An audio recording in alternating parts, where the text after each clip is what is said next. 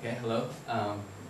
My name is Clement, and so I'll be talking about the work that I've done for my PhD with my advisor Yaroslav, so currently I get to CLA.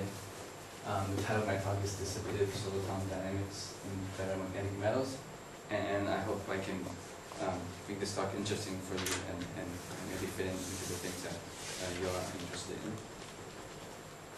So a quick outline. I want to give just a quick overview of what's called the Landau-Lipschitz-Gilbert phenomenology of magnetization dynamics in homogeneous ferromagnets.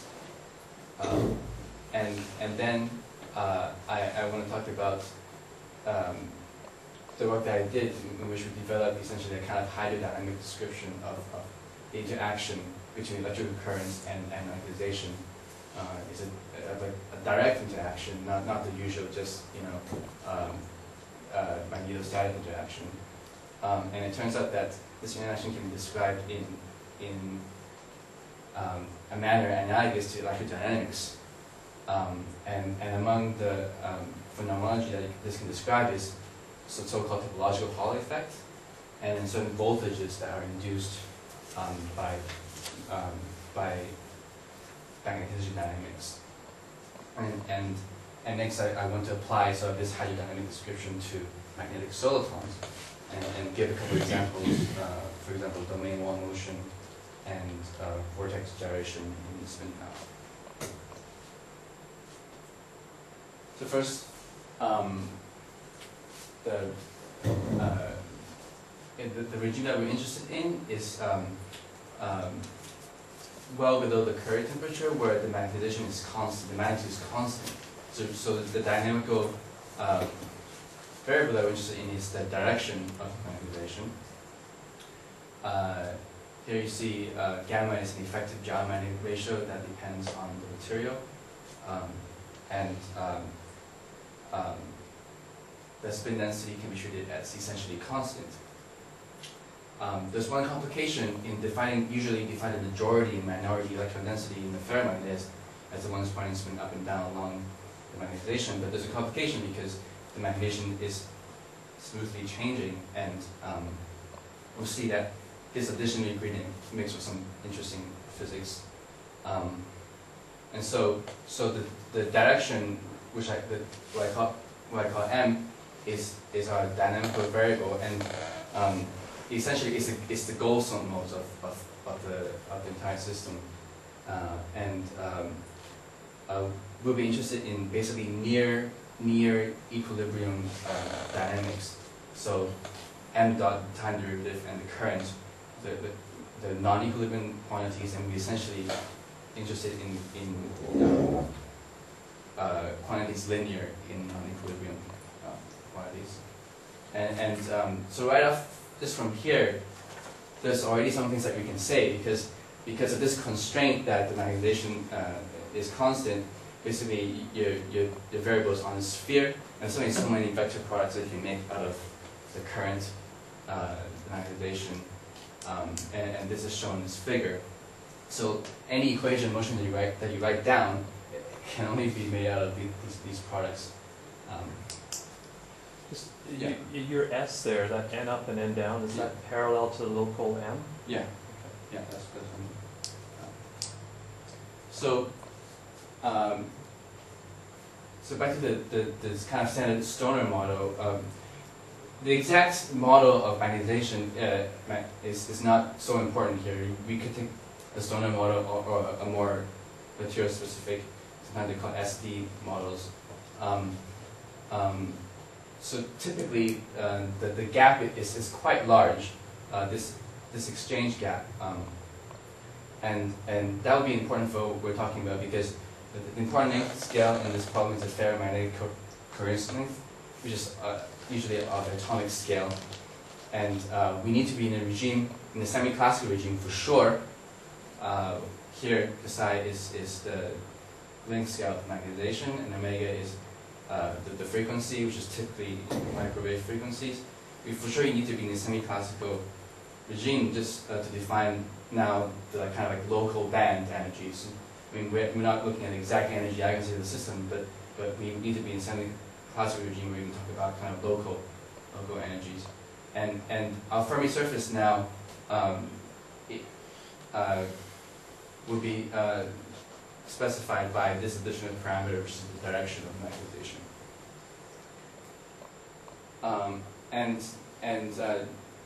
So the equation of motion for the magnetization is called the Van-der-Lifshitz-Gilbert equation. It can be derived in a pretty phenomenological way. First is maybe I should use a pointer or something.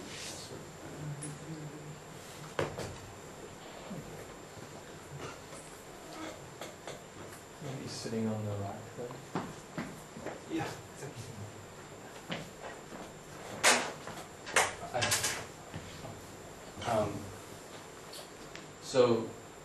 So you see here the magnetization. This is basically like a block equation, except that the magnetization precesses not just in the external magnetic field, but about the effective field. And the effective field is defined to be the free energy derivative, and a typical and the free energy here. What's important is the part that depends on the direction of the magnetization. And typical free energy would have an exchange energy, a term proportional to the gradients, and isotropic potential would depend on the shape of the magnet, and basically the crystal structure, and then usual applied external magnetic field. So the magnetization precesses about this effective field, and then there's some damping given by this parameter alpha. It's called the Gilbert damping constant, and it just relaxes the magnetization back to the equilibrium direction. And the additional ingredient that we'll be interested in is in so-called spin transfer torques, where if you apply a spin polarized current, you can transfer angular momentum to the magnetization and basically make the dynamics more interesting. And then finally, one last ingredient here is that we'll be interested in essentially like finite temperature situation where there will be some thermal fluctuations which can be included in this effective field, and by adding to the effective field a stochastic field. So what's alpha there? What's what? Alpha over there. Alpha is a damping constant. Oh. It's a phonological damping constant. I have more to say about this later on. There are many mechanisms for the damping. I mean, basically, it's basically due to spin-orbit interactions. You can the energy is transferred from the magnetization to the lattice, and it's a parameter that people spend a lot of time calculating, but in practice, you just measure. So this was just a magnetization. So now let's look at the electronic dynamics, consider. So I'm only going to consider mean field theory, and this is the electronic action for the system, and because the exchange splitting is large, it's going to be useful to go into the local spin frame. In fact, that's how I'm defining my electrons anyways, with the spin up and down along the local magnetization direction. So in this action, I'm going to rotate my spinners here so that their spins will align with the local magnetization. But in doing that, I'll diagonalize this term, due to the exchange field. But I'm going to pay the price of basically shifting my derivatives with the matrix gauge field. It just comes from this local rotation. It's a price that you pay, but we'll see that in certain approximation, this would be very useful. So in particular, I'm parameterizing my rotation by Euler angles, and you see that there's the usual azimuthal and polar angle, and plus there's this last angle, which is rotation about the magnetization direction, which is essentially, it's like a gauge freedom because you can make any local rotation that you want. Now, when we take the adiabatic limit, what we can do is essentially neglect the transverse gauge fields and only keep the longitudinal gauge field. And the longitudinal gauge field, you might recognize it, these as monopole gauge fields.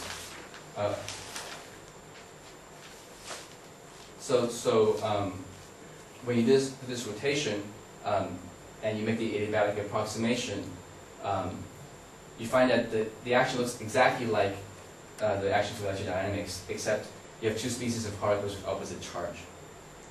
The coupling is essentially h bar over 2 is the spin coupling.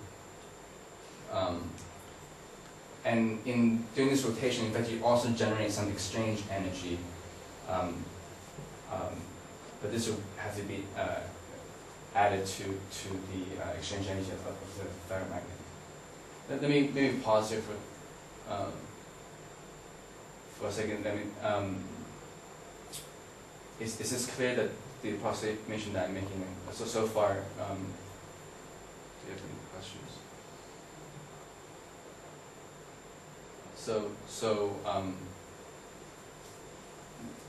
The approximation that I'm making here is that the electronic spin very closely follows the local moment, but not it's not completely aligned with local moment. So there's always some angle between the electronic spin and the moment magnetic moment of the kind of local total spin density. So what would be the two species of charges in your case? Oh, it's just spin up and down. Okay, that. But the idea here is that as the electron propagates through the ferromagnet, its spin is just very slightly tilted. And because of that, it exerts a torque on the local moment, and local moment exerts a torque back on it. It's this interaction that is described by the gauge field.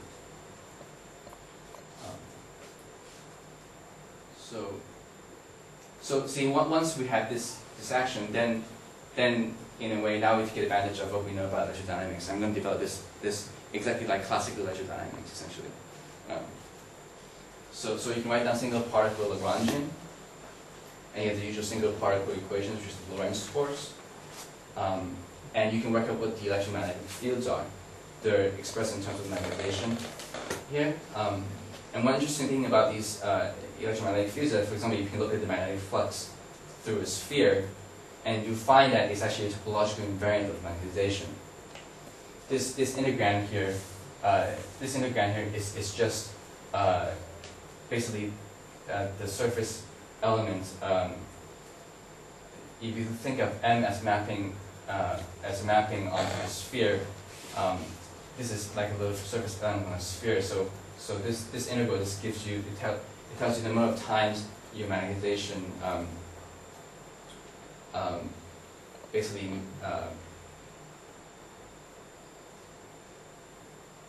it is. I'll come back to this later, but it tells you the amount of times your magnetization kind of covers S2.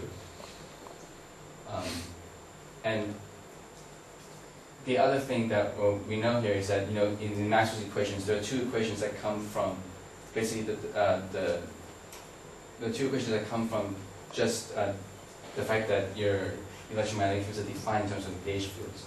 So right away we know that Faraday's law is satisfied, and the exception here is now you have a monopole magnetic field. So divergence of B is 0 except when you have monopole charges.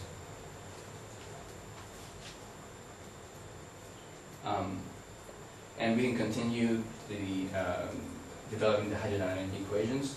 The hydrodynamic equations would be conservation laws, and you can they're related to the fundamental invariances of the Lagrangian. For example, in the gauge invariance, you can show that there's particle density conservation and there's spin density conservation.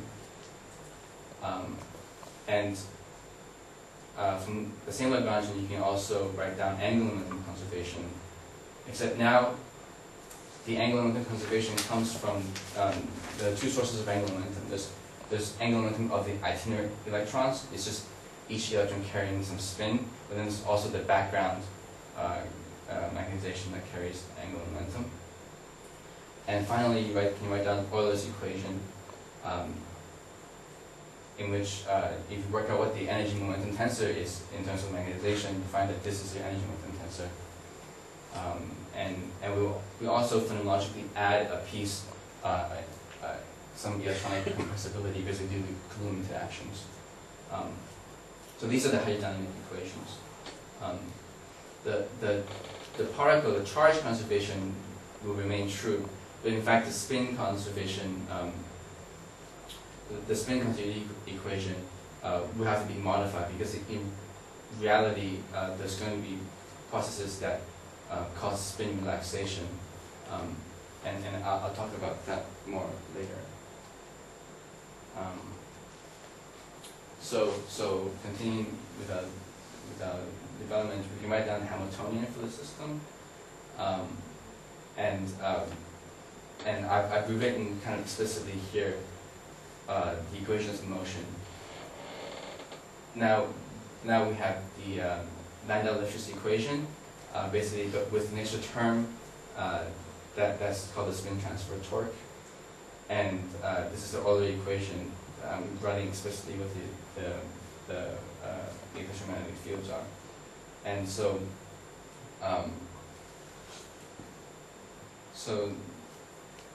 far here there's no dissipation in the system.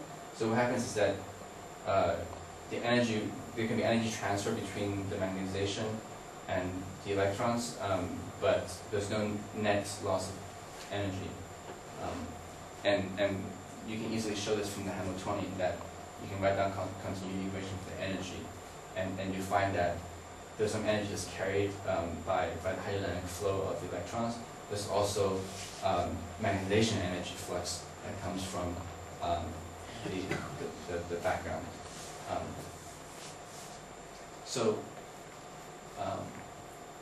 I'm going to develop this theory in a couple more slides, and after that I'm going to show some applications. So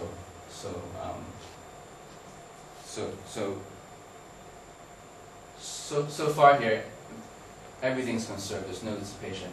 And now what we want to do is add dissipative terms, just like in the standard magnetohydrodynamics, dissipative terms to the equations of motion phonologically. And to do that, but what's the guiding principle for that? And the guiding principle is what's called the Onsager reciprocity theorem. It tells us that first, if you write this equation and you look at our hydrodynamic equations and you think of them as equations which tell you how the system relaxes back to thermodynamic equilibrium. So I've written here on the left-hand side the time derivative of the density, momentum, and the magnetization. Those are my thermodynamic variables. The thermodynamic conjugates are the chemical potential, the current, and the effective field. And there's a matrix kernel that relate these two quantities. And Onsager reciprocity theorem tells you that this matrix kernel has to be either symmetric or antisymmetric, depending on whether each variable is even or odd in the time reversal. So if we add, next, if we add to our non-dissipative equations dissipative terms, and we're going to expand to linear orders in the current and the magnetization, time m dot and time derivative of the magnetization, keeping the quadratic orders and gradients, and we're also assuming spin rotation and inversion symmetry to keep the number of terms, possible terms, as real as possible. Then we find this full set of hydrodynamic equations. We find this usual continuity equation, and then in our Euler equation, what we have is a damping term, which is a matrix damping tensor, which I'll talk more about that later. But there's also sometimes what's called spin motive forces. On the right-hand side, you see that if your magnetization has some dynamics, it's going to generate some forces. And this beta term is the distributive force that we added chronologically. And you see that there's a reciprocal term here that's also proportional to beta. The reciprocal term also exerts a spin torque on the magnetization. And the coupling now between the current flow and the magnetization is given by this parameter Q, which is h bar over 2 times this polarization factor. The polarization factor tells you basically how, what was polarization of a ferromagnet, and this description is valid when the magnetization is smooth on the scale of the spin flip length. If it were a sharper texture, then you would have to include spin-dependent diffusion equations, and it gets more complicated. So I'm taking kind of a smoother limit in which you can think of the spin density as just basically fixed relative to the charge density, and it's given by this polarization factor. So basically, this is the main result. This is a set of hydrodynamic equations that describes the spin charge hydrodynamics in ferromagnets.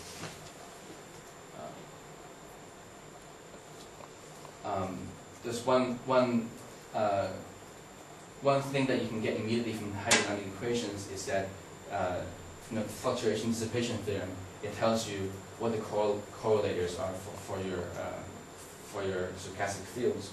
And what we found from our hydrodynamic equations is that there's fluctuations usually due to the usual this alpha here is a damping parameter, and by the fluctuation dissipation theorem, we know there's going to be a term due to proportion alpha. But we also find a term proportional to the gradients of the magnetization. This is an additional term that people didn't know about.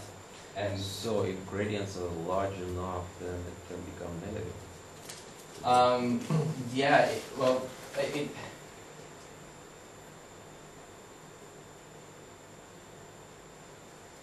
the overall it can become negative, but the overall dissipation will have to be positive. I mean, isn't that bad for thermodynamics? No, I'll show you later on. I'm going to get some bounds on these coefficients due to the possibility of dissipation, because you can have dissipation due to electronic dynamics, not just magnetization. This is also a limit where you use smooth variations, right? So the gradients are necessarily small. Is that right?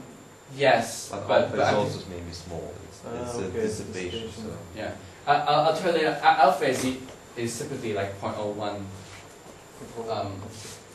But you're right. This can have either sign depending on your magnetic texture. Is there, so what are the gradients doing to cause dissipation? Why do they cause dissipation?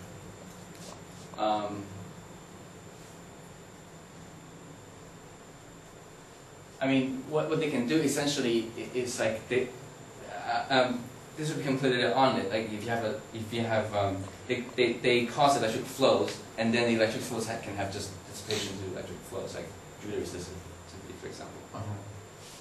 But this would become clear later on. So let me just now give some applications of this hydrodynamics. So before, when I showed you this resistivity tensor, that can also be expanded, to quadratic orders in gradients. First is the usual Joule resistivity, and I'm including the fictitious magnetic field in the resistivity tensor. But there can also be some anisotropic resistivity due to spin texture. And as an example, so it turns out that in MNSI, a skyrmion lattice can form under certain conditions. And a skyrmion lattice is shown here. It's a lattice of skyrmions. And it can actually, and then here the magnetic flux is plotted here. So this will contribute to both some anisotropic resistivity and also this kind of Hall effect, which is called the logical effect.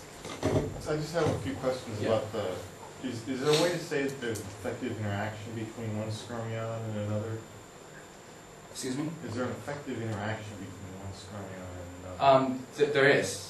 Let me show you the next slide. Basically, so the free energy in MSI is a crystal that breaks inversion symmetry. So you can have this other term, I think it's called Dzierzhinsky-Maria term, which allows helices to be formed in the ground state. And then there's some quartic interaction potential which stabilizes the skyrmion lattice. So there's some interaction, and then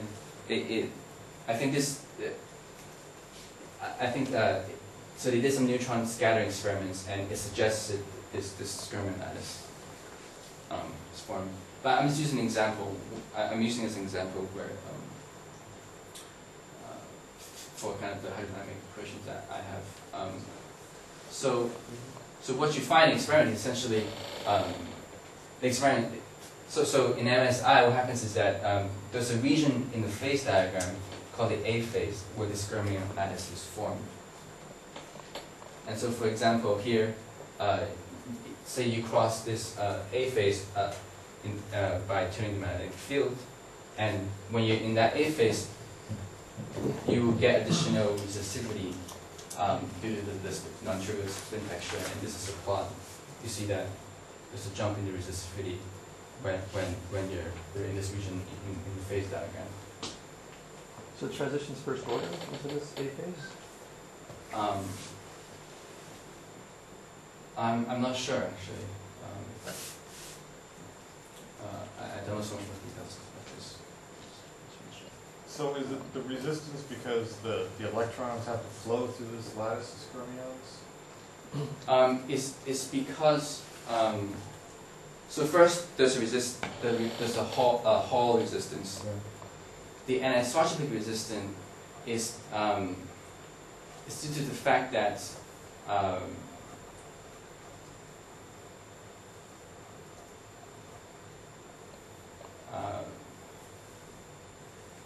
basically the spin, when the electron passes through a ferromagnet, you can think of the spin up and down being two different channels, and they can have different resistivities. So I think it's related to this, there's this GMR effect where when electrons pass through magnetization, its resistivity dependent on whether it's a line or anti-line of the ferromagnet. Now imagine you're flowing through this ferromagnet and this magnetization is smoothly changing. So that's what's causing the resistivity. I mean, everything that I've all the terms I've written down, people have calculated microscopically. But it's very laborious and very, something kind of best left to the experts, because you have to do long equilibrium calculations. What we've done is essentially written down what are the possible terms, and the microscopic calculations will just give you the numerical values of the coefficients.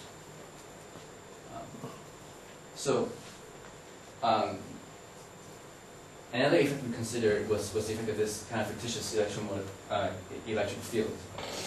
And as kind of a toy example, in this paper we considered, say, a ferromagnetic ring and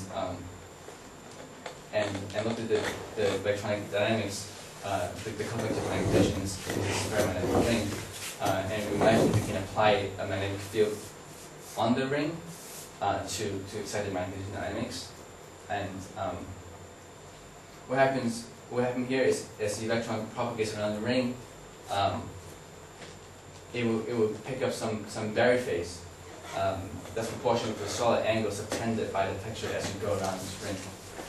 This is just basically another way of describing this fictitious electric field. And this was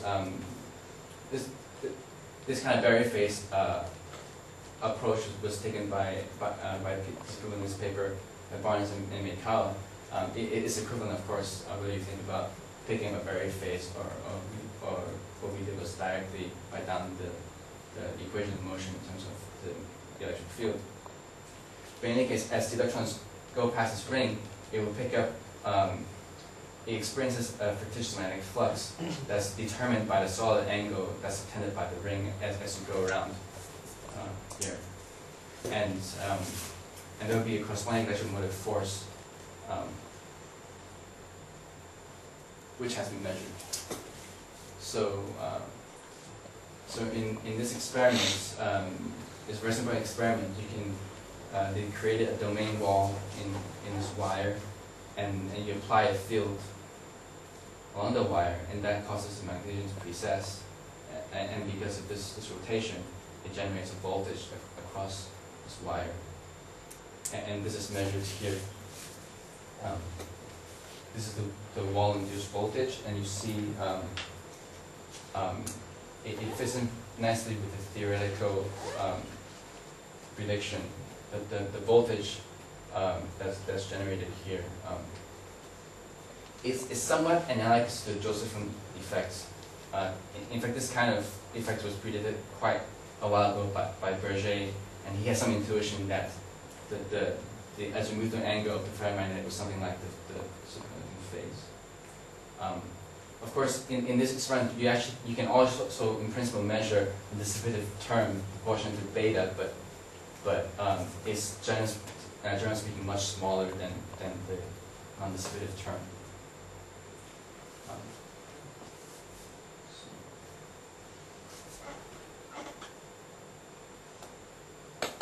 So back to your point, you're right, the total dissipation system has to be positive, and that gives you some balance actually on the dissipative coefficients. And what we found, for example, is that eta, eta, and eta prime with the coefficients in front of the texture-dependent resistivity, and it has to be greater than this bound, which depends on beta and alpha. But in that formula, you also have gradients. I mean, imagine that you have a solution with very large gradients.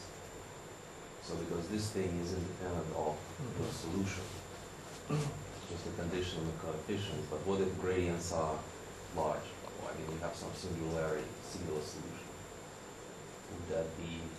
It will not violate this positivity. Because no, I mean, I was just looking at the formula you showed before, which has one term is positive, one is negative, right, and the negative term is proportional to the gradients. right. So what if I have a single solution? So are you saying that such No, solutions are prohibited, or? Yeah, because it has to be smooth. I mean, everything here, I'm taking the adiabatic limit. So Well, yeah, but you have now PDE, and that it can have single solutions. It can have some linear. I Like mean, for sure. If you have a vortex, for example, you have a singularity in the core.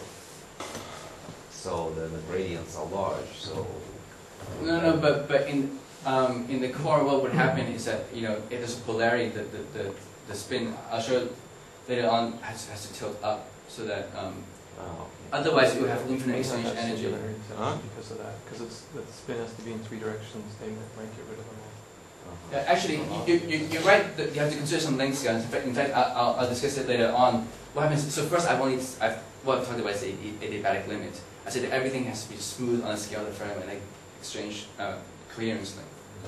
But it's actually in that formula I had the factor gamma, which is Drude resistivity.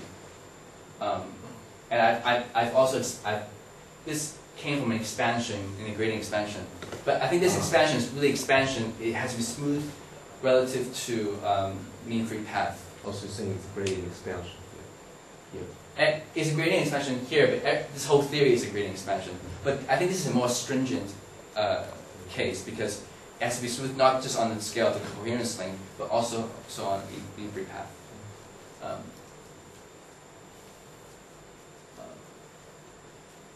Okay, so what we did was we considered what happens when you include the hydrodynamic back action in the Leibniz-Gilbert equation. And what we found is that basically our damping tensor, our damping coefficients gets augmented with this damping tensor, and then also basically the effective gyromagnetic ratio also gets changed into a tensor. And the tensor is given by this expression. Rho here is the Drude resistivity, and And it's like what I just said. Basically, this is an expansion, and to second order gradients, but it must be smooth now on the scale of the mean free path.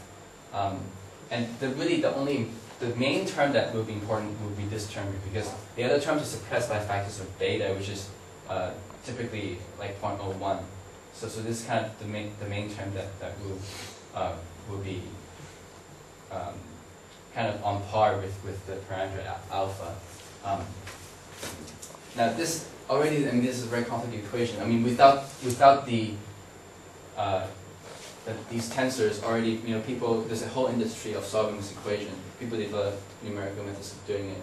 And one way to go about this is, you could also include these tensors in your numerical simulations, and that would, and that's pretty much, if you want to be exact and rigorous, that's pretty much the only way you can do it, because it's very difficult to solve these equations.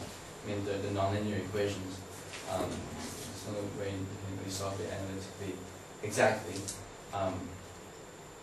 But if you want to develop some okay, so I'm sorry, so here, this is kind of the results. But next, what I want to do is develop some intuition about what's going on. So I want to consider soliton motion, magnetic soliton motion, but I want to develop an effective theory where I don't have to, I can describe my soliton by some collective coordinates and look at the dynamics of these collective coordinates. So what are some examples of magnetic solitons? You can have various kinds of domain walls. There's Neal domain wall where the magnetization changes on a plane. Let me put it in another way. So in a domain wall, on one end of the domain wall, the magnetization are pointing in opposite directions. And as you go through this domain wall, there's kind of a plane on which the spin is rotating. For a block wall, this plane is perpendicular to the length of the domain wall, and for the Neal wall, you're kind of in the plane. You can have vortices or anti-vortices. The vortices are characterized by kind of two topological numbers. One is the chirality. It can wind in two possible directions, but also in the center of the vortex, the spins have to point up or down, and that's called a polarity. So you can find it up or down. You can also have some spin helices.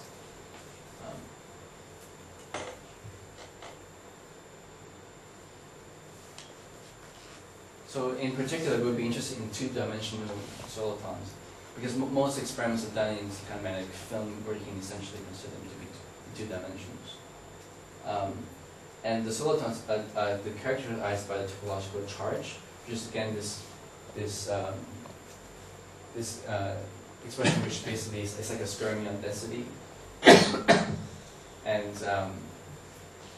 now what happens usually is that there's no reason why, of course the lowest energy state is always like uniform magnetization, but because of, for example, the shape of your magnetic, of your magnet and boundary conditions, you might create some kind of kink in the magnetization,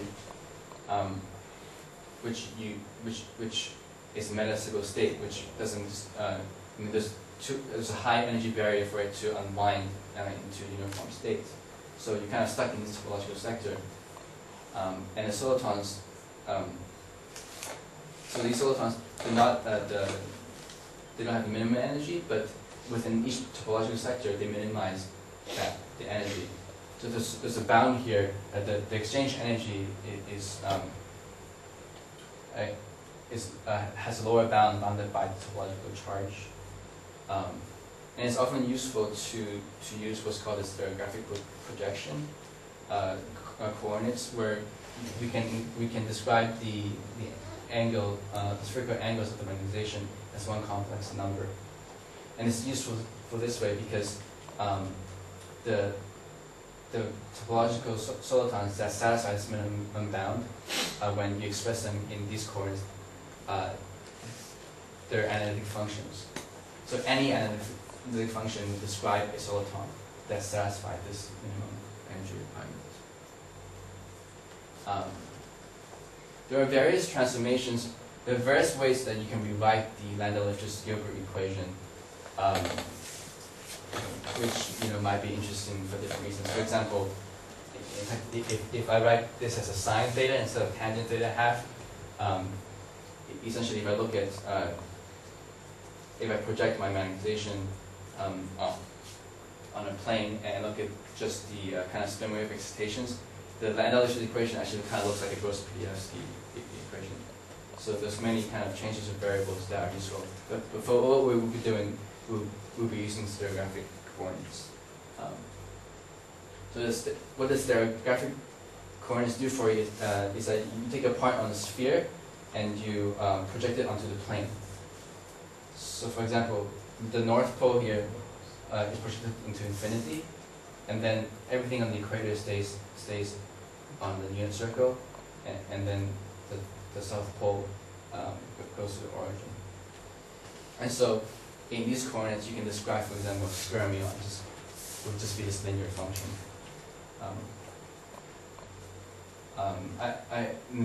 In case you don't know what a skyrmion looks like, I put a picture here.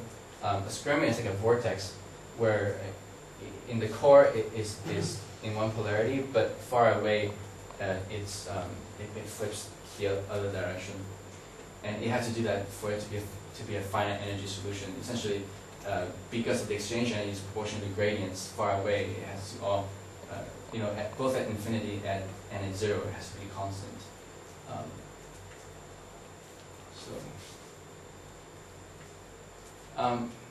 Now, so instead of describing my magnetization by an entire field, I'm going to try to parameterize my texture with these with a finite set of coordinates, which I call Q. And now my magnetization would be completely described, at least for what we'll be interested in, by two tensors. One tensor is basically like my skyrmion density, except now I'm taking derivatives with respect to my generalized coordinates, and the other is kind of a damping tensor. These are basically kind of the two tensors you can make out of gradients of magnetization, one antisymmetric, one symmetric. And once I know these quantities, essentially I'll have everything I need for my equations of motion. The equation of motion for generalized coordinates can be derived. It's been known for a while. Sometimes it's called the field equation. And you see here, there's an antisymmetric tensor which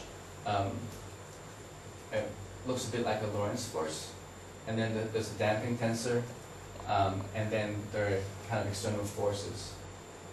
The external forces just come from basically minimizing the free energy, as well as I've added this term here. Basically, there's a term that can be thought of as doing due to an external applied magnetic field, but it could be coming from all kinds of spin transfer torques. I include that in kind of external magnetic field. These are the gyrotropic and damping tensors, and you can show that the dissipation power now is also given in terms of this damping tensor. So this would be the equations that I'm going to solve instead of the full Landau-Lifshitz equation. And you can see that there are no terms proportional. These are like massless equations, so there's no inertial terms. Everything's linear in the velocities. In fact, it's possible to generate inertial terms, but we won't consider it just for simplicity. Even then, it's actually not trivial to solve. If you have a finite number of collective coordinates. But typically, what will happen is that there's kind of a hierarchy of hard and soft modes, and you only need to keep actually the kind of softest mode in the system. Usually, the zero mode is just the uniform translation of the soliton, and so as an example, I want to show you, for example, domain wall dynamics, where you can describe the domain wall just by the position of the center of the wall and the out-of-plane tilt angle of the wall. And you can derive the effective equations of motion Um, and what you see here, for example, you can apply a magnetic field and current on the wall, and they're like kind of external forces in this equation. Even this one-dimensional equation is actually not so trivial because it's still nonlinear. But there are some qualitative things that you can see from this equation. For example, we can measure this beta parameter from this equation because when the velocity of the angle is 0, you can see that the domain model is going to move with yeah. No. So there's a regime in which you can in which the velocity is proportional to the current that you apply, and so in this regime you can measure the ratio beta over alpha. What's plotted here is the average domain wall velocity as a function of the applied current, and you can see there's a linear regime, and then there are more interesting things going on after that. What is plotted here is average velocity. What happens is that there's a regime in which you can have linear motion, but then after a threshold current, everything starts to oscillate. The position starts to oscillate, the angle starts to oscillate, and you're kind of like creeping forward. So that imply, I mean, those curves imply that you can have a current, the wall can move at a certain velocity, and then there's a threshold at which the wall starts to move slower. Yeah. So it's like a negative differential conductivity. I'm not sure how you consider conductivity, but Conductivity of the wall. I mean, this equation has been studied extensively for Josephson junctions. It's a Sine-Gordon equation. If you subtract the two, the top and the bottom equations, so you exclude x, it becomes a Sine-Gordon equation. yeah. What exactly is your angular variable there? Describe So say you have a Neal wall where and there's is the angle that it tilts out of plane. So initially it's like in the xy plane, it's the angle that it tilts out of plane. There are some similarities between Josephson junctions and domain walls in ferromagnetic. For example, you can see here if all the time derivatives are 0, you see this relation here tells you that if you apply a constant current, you get it tilts the wall out of plane. And that's kind of like the DC Josephson. No, it's actually what people call RSJ model, resistively shunted Josephson junction. So if you subtract the two equations, it becomes just a biased Sine-Gordon equation with dissipation. Okay.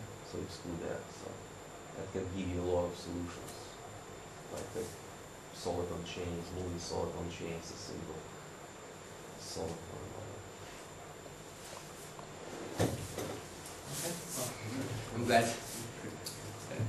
you guys are, at least this is familiar to you. Just I want to briefly mention this beta parameter.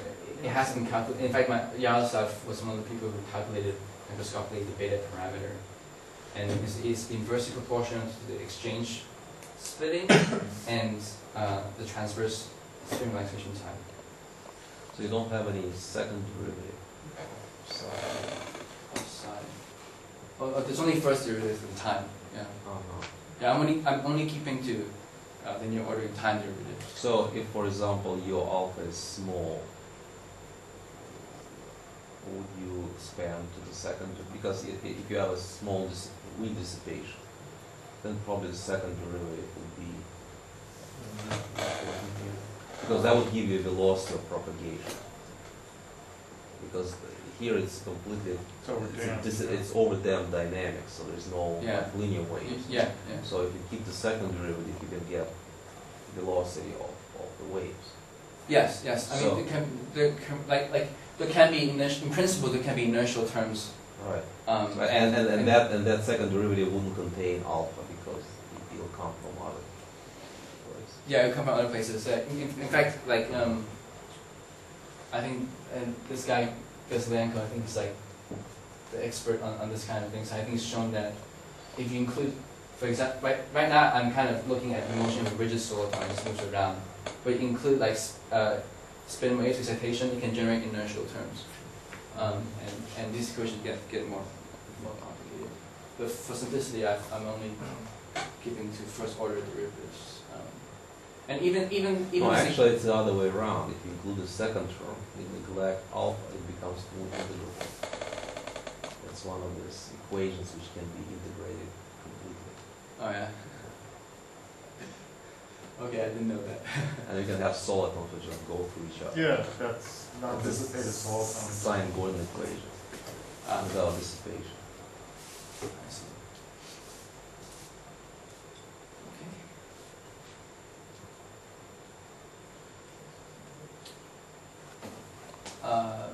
Okay, so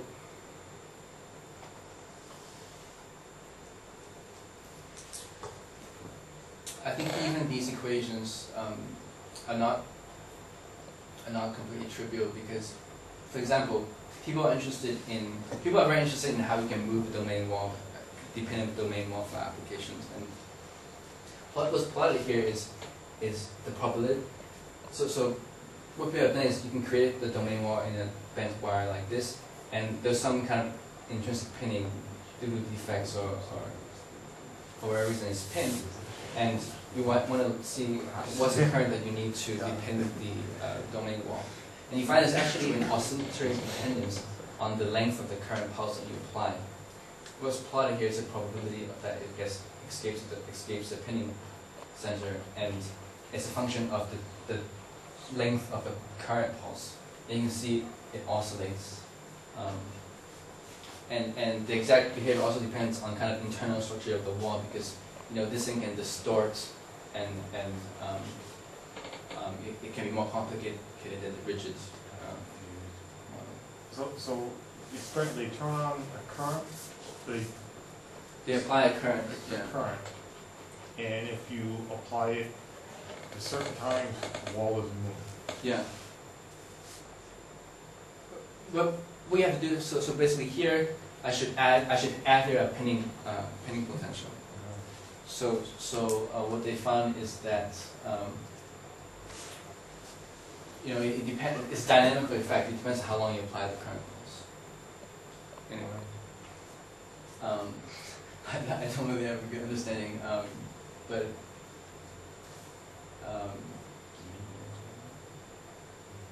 you can. I think you can. I mean, it follows in this equation. Do you know what Josephson junction effect? Seen something like that? Well, yeah, I mean, that's the pinning of single words? Well, no, I think the domain wall. Yeah, Yeah, but it's a single words. Yeah, but it depends on something where it depends on the length of the time duration of the drive. I don't know. Well, I think it takes time, for the words to depend. If your period is shorter than that, then it doesn't have enough time to. Yeah, but it oscillates. It oscillates, but then it stays on the pin. And then as you increase the frequency. I see. So it's more like an AC drive wall. It's not a DC. Yeah, no, you're right. So Okay, when you I apply, got it. Okay, when you I apply understand. these, you can No, apply no, I constant understand. forces, and everything oscillates. The angle oscillates, the domain wall oscillates, everything, and then Got if it, it's the got right it. time, it Got it, goes. got it. Yeah.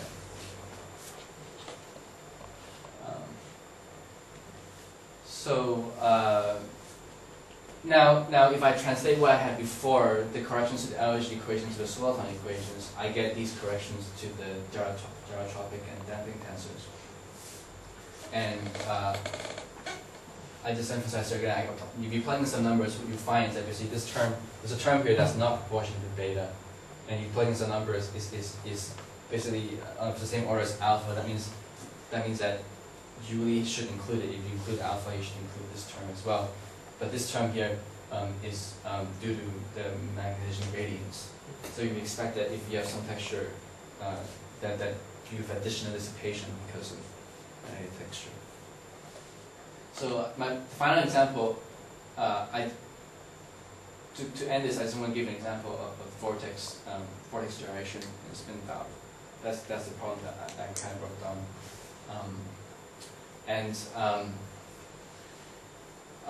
I took as a profile so in ferromagnetic kind of these disks, the vortices naturally form just from the boundary condition, because the magnetization they like to, you want to align with the boundary.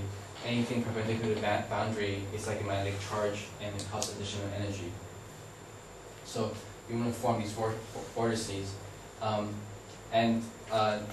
get a profile, what I did was inside the core, to minimize, you want to minimize exchange energy because the exchange energy blows up in the core, and so inside the core is a vortex. But outside the core, you don't want the spins to point out of the disk. You want everything in plane. So such a configuration is actually called a muon when you have a vortex that's good in plane. So you can kind of piece together a square-magnetic muon, and that's just solution for a vortex in a magnetic disk. And the size of the core is set by the exchange length, which is about a few nanometers.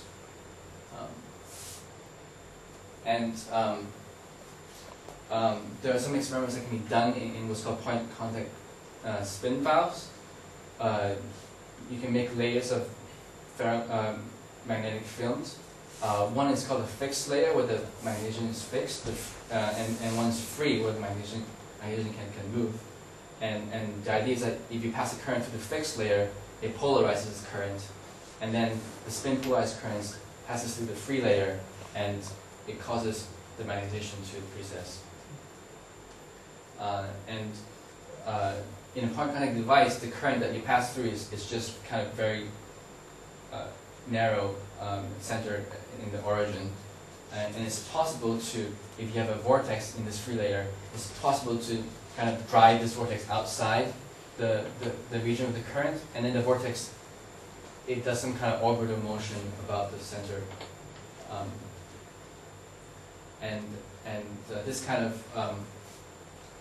This kind of motion has been measured. What you find, you can measure the frequency of this orbital motion, and you find some very sharp sub-gigahertz frequencies. So as a model of the spin transfer when you apply a current, I think this what's called a Synchesky spin torque. What was the frequency again? The frequency here is sub-gigahertz. Yeah. And generally the line width is actually quite narrow. But what happens is, so if you, just by considering the fact that you may apply current through the plane, you just transfer, let's suppose that you simply transfer all the angular momentum transfers to the magnetization, to the magnetic film, then that's equivalent to basically including in my Van-Leusch's equation this effective field, where P here is the polarization of the spin polarized current, M is the magnetization in the free layer,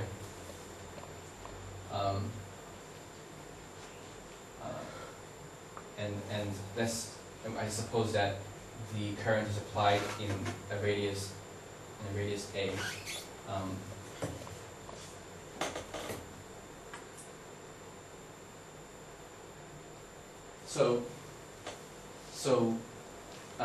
The effective equations of motion for the vortex position, which I call capital R, is written here. And what you find is that there's a force that's kind of a Lorentz force, it's something called Magnus force. It's transverse to the direction of motion. There's some viscosity. And then what happens here is that because you're applying the current, it generates an Ørsted field. That field provides a confining potential for the vortex. But at the same time, you're transferring spin, there's a spin transfer torque that causes the vortex to precess. And you can show essentially there's a circular, there's a solution to this equation, which is circular motion. I've plotted here, what I plotted here is that the color in the background is the energy density of the vortex in the presence of the Ørsted field. And it's just very simple considerations, there's higher energy density where where they're aligned and lower when they're aligned. And what happens here is that inside the core, as this thing is moving about, because of the hydrodynamics that I described before, it generates inside these little eddy currents inside the vortex core. Those little eddy currents, they exert a spin torque back on the magnetization. So what you find is that this damping coefficient is increased because of the additional back action of the current. So I have a question. Yeah. So is there any way you can put a drive on it to get it, instead of moving in a circle, to move, you know, to translate? It's possible if you have a strip, Uh-huh. you can get vortex motion. In fact, usually domain walls can be a vortex domain wall. But in this case, I mean, in this case, the spin torque is just like it kicks the vortex out, and then it's like planetary motion. The only thing that can happen is that if it goes off to the edge of the magnetic film, then it disappears. But it's confined because of the Earth's field. So I don't think you can get linear motion, really. Maybe if you put a pattern or something, that as it spins around, it could, like, you know, try to avoid a certain spot, spin around, avoid, and then move that way. Like a pinball effect or something. I'm not sure. But I know for sure if you make a magnetic strip, then what happens is the vortex will bounce. It will bounce. Yeah, like back you and put forth. a wall or something like this, and it Yeah. sort of bounces along the wall. But it's kind of complicated because it's a bit complicated. I purposely made my magnetic, at least theoretically, the film is very large, so the vortex never hits a boundary.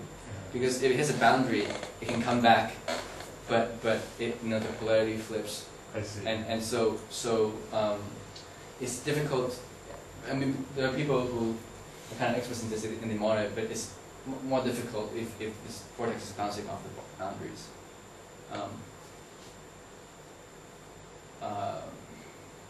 So basically, the message here, essentially, what I want to get across is that there's additional dissipation because you have this vortex gyration, but because of these hydrodynamic effects, there's additional dissipation. And this additional dissipation can be measured because in the circular motion, both the radius, the frequency, and dissipation power, they're all dependent on the damping. So if you have additional damping, that would change the radius, that would change all these quantities. And I guess lastly, so the reason that as an application, why people are interested in this is essentially it's like a very high quality IQ oscillator that's been tuned by DC current.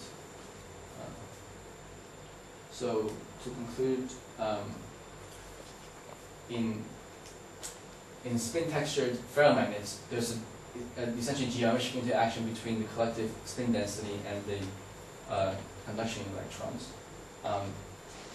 And this interaction can be described by, we call it, in one of the papers we call it spin magnetic hydrodynamics because it's really exactly like the classical theory of magnetic hydrodynamics. It's the way we approach. Considering the back action of the currents, you find that in the Landau-Lifshitz-Gilbert equation and Swanson equations, there are essentially gradient corrections that come in, which really should be included if you want to systematically, in the original Landau-Lifshitz-Gilbert equations, there are terms proportional to gradients to second order, and if you want to keep everything to second order, you really need to include these additional terms. And finally, all these corrections can be measured in solar dynamics and so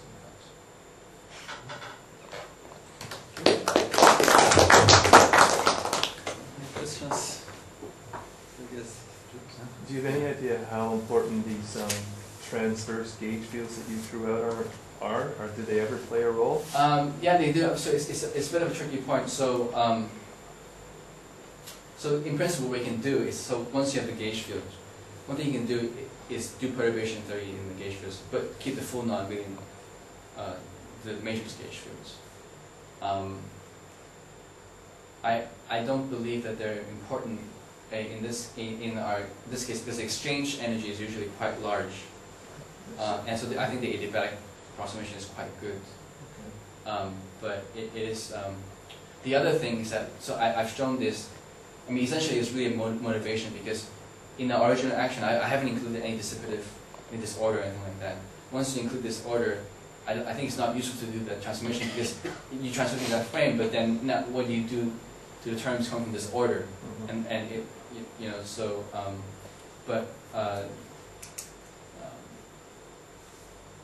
and lastly, I guess, right, I would say I don't think they're important in this context. Yeah. More questions?